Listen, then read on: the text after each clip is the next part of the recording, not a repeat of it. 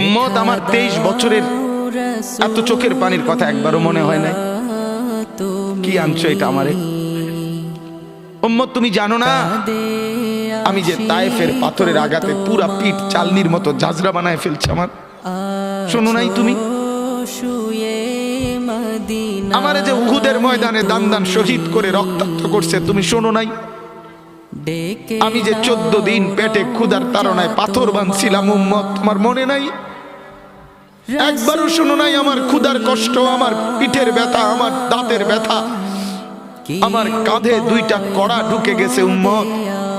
আমার ঘরে 3 মাস আল্লাহর নবীর স্ত্রী আয়েশা বলছে, আল্লাহর কসম উম্মত, নবীর স্ত্রী বলছে 3 মাস 3টা চাঁদ উঠছে ডুবছে, রাইনা হেলালান সুম্মা হেলালান সুম্মা হেলালান, 3 চাঁদ 3 মাসে নবীর 9 জন বিবির কারো ঘরে আম্মা জান আয়েশা বলে 1 ফোঁটা চুলায় আগুন জ্বলে নাই।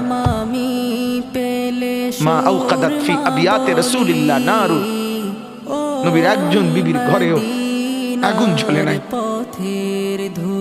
আল্লাহর নবীর স্ত্রী আয়েশা একদিন বলছিল নবীকে পিঠে হাত বুলাইয়া, ইয়া রাসূলুল্লাহ স্বামী আপনার পিঠ ছিদ্র ছিদ্র কেন? পুরা পিঠ চালনির মতো ছিদ্র ছিদ্র কেন? আপনার কি ছোটবেলায় বসন্ত রোগ হয়েছিল, গোটা হয়েছিল? আল্লাহর নবী চোখের পানি ফেলে বলছে, আয়েশা তুমি জানো না আমার এই পবিত্র দেহে তো কোনোদিন মশাও বসে না, মাছিও বসে না, পোকা বসবে কেমনে?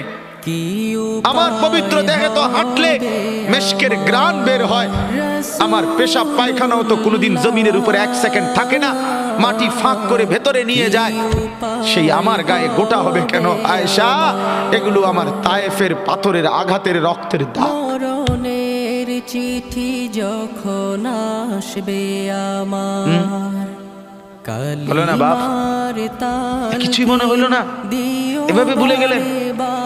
ভুলে গেলেন রাসূলুল্লাহ সাল্লাল্লাহু আলাইহি ওয়াসাল্লামকে একবারও মনে হলো না?